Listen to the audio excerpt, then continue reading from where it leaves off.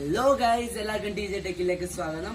അപ്പോൾ ഇന്ന് നമ്മൾ ഒരു ട്യൂട്ടോറിയൽ വീഡിയോ ആണ് ചെയ്യാൻ പോകുന്നത്. അതാണ് നമ്മുടെ ഗൂഗിളിന്റെ സ്നാപ്സീഡ് ഉപയോഗിച്ച് നമുക്ക് എങ്ങനെ ഫോട്ടോസ് എഡിറ്റ് ചെയ്യാമെന്നാണ്. അതാണ് ഒരു സാധാരണ ആൻഡ്രോയിഡ് ഫോൺ ഉപയോഗിച്ച് നമുക്ക് DSLR-ൽ എടുക്കാവുന്ന ഫോട്ടോസ് എങ്ങനെ എഡിറ്റ് ചെയ്തെടുക്കാമെന്നാണ് ഈ വീഡിയോ. അപ്പോൾ നിങ്ങൾ വീഡിയോ മുഴുവൻ കാണണം, എൻജോയ് ചെയ്യണം.